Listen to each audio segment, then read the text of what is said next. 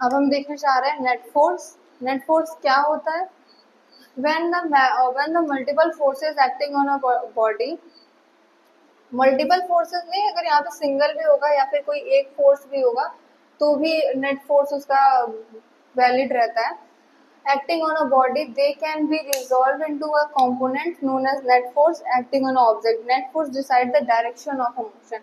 इसका मतलब क्या है कि जो नेट फोर्स अगर किसी भी बॉडी पे एक दो या जितने भी फोर्सेस लग रहे हैं उन्हें उनके कंपोनेंट्स में सॉल्व, कंपोनेंट्स मतलब क्या होता है यहाँ पे तो बस इतना समझने की जरूरत है कि in the case of direction and magnitude, component का यही मतलब ही होता है इन द केस मतलब कि उसमें डायरेक्शन और मैग्नीट्यूड दोनों ही इंक्लूड आते हैं।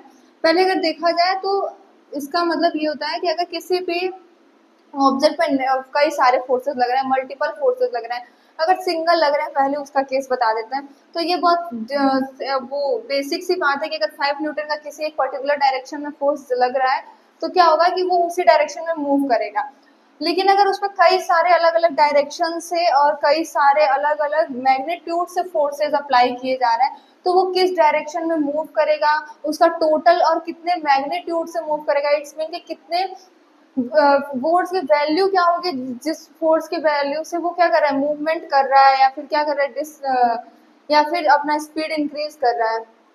तो वो सारी चीजें हम कैसे सीखेंगे, नेट फोर्स निकालते हैं। देखिए अगर कोई भी एक ऑब्जेक्ट है जैसे ये, इस पे अगर हमने दो या तीन अगर हम इस पे क्या करते हैं फोर्सेस अप्लाई करते हैं, दो इस डायरेक्शन से दो इस डायरेक्शन से, ये जो है वो 5 न्यूटन का है, ये जो है 10 न्यूटन का है, ये जो है 17 न्यूटन का है। अगर इन तीनों को हमें क्या करना है, सिंप्लीफाई करना है और इसका नेट रिजल्टेंट और नेट मैग्नीट्यूड और डायरेक्शन देखना है। तो क्या करेंगे, जो एक डायरेक्शन में है उन्हें प्लस करेंगे, मतलब किसी एक डायरेक्शन को पहले पॉजिटिव मानते हैं, इस वाले डायरेक्शन को अगर पॉजिटिव मानते हैं तो ये दोनों पॉजिटिव होंगे। इस डायरेक्शन को अब उसके जो आगे वाला होगा वो उससे अपोजिट होगा, वो डेफिनेटली निगेटिव हो जाएगा वो खुद ही। अगर यहाँ पे कोई और भी फोर्स लग रहा होता, अगर कोई और भी फोर्स लग रहा होता तो क्या होता, अगर कोई अलग से वैल्यू की फोर्स लग रही होती तो वो भी क्या होता, निगेटिव ही आता। लेकिन अभी तो कोई है नहीं, बस एक ही फोर्स है, तो क्या करेंगे, इसको निगेटिव करेंगे। इन दोनों को प्लस करने के लिए जो सेम डायरेक्शन वाले होंगे उन्हें प्लस करेंगे। सारे फोर्सेस को प्लस ही करना होता है, वैसे वो साइन की वजह से आगे चल के माइनस हो जाएगा, इन सबको प्लस करना होता है। 5 + 10 प्लस -10 -17, क्योंकि इनके क्या है, डायरेक्शन अलग है। 15 - 17 तो क्या हो गया, -2। -2 अगर यहाँ पे वैल्यू आ रही है तो इसका मतलब है कि ये इस डायरेक्शन जिसको हमने पॉजिटिव माना था, यहाँ पे आपको -2 लिखने की जरूरत नहीं, बस एक वैल्यू है कि क्या है, ये इस डायरेक्शन में जाएगा, ये इस डायरेक्शन में मूव करेगा। मीन्स टोटल इसका किसका आ गया, 2 आ गया। 2 आ गया, अगर वैल्यू मतलब माइनस वाली वैल्यू आई है, अगर प्लस वाली आती तो प्लस वाले डायरेक्शन में ही जाता। अगर माइनस वाला जिसको हम लोगों ने क्या क्या अज्यूम किया था, अगर वो उस माइनस आई है तो वो उस डायरेक्शन में मूव करेगा। मतलब क्या है कि ये इस डायरेक्शन में बैकवर्ड साइड मूव करेगा। और मैग्नीट्यूड क्या होगी, भले ही यहाँ पे इतने सारे अलग अलग वैल्यू के फोर्सेस अप्लाई किए जा रहे हैं, बट जिस फोर्स से वो मूव करेगा ऑब्जेक्ट, उसकी वैल्यू हमेशा, उसकी क्वांटिटी जो होगी वो 2 न्यूटन ही होगी। जैसे कि इसके और भी एग्जांपल्स हैं हमारे पास,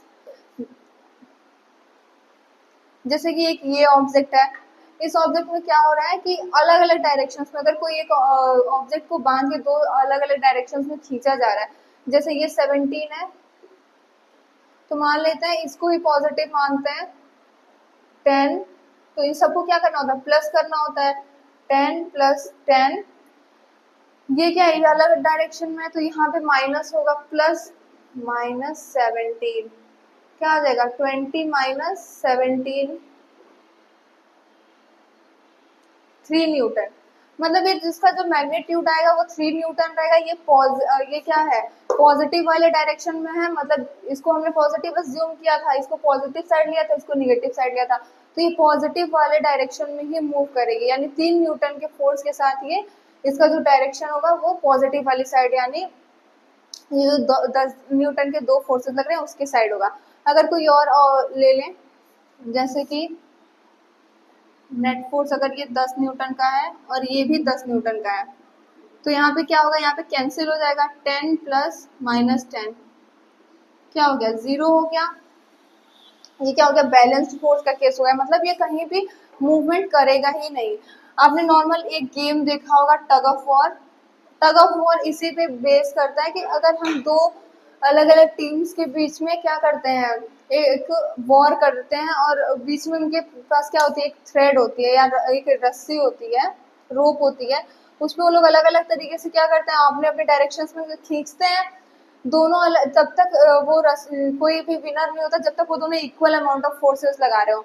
अगर दोनों की टीम से कोई एक ने ज्यादा फोर्स लगा दिया और उसकी मैग्नीट्यूड ज्यादा हो गई, तो उसके डायरेक्शन में क्या होता है, उसके डायरेक्शन में रस्सी आ जाती है, फिर वो ऐसे क्या होता है, विनर हो जाते हैं। तो ये इस पे ही बेस करता है, नेट रिजल्टेंट पे।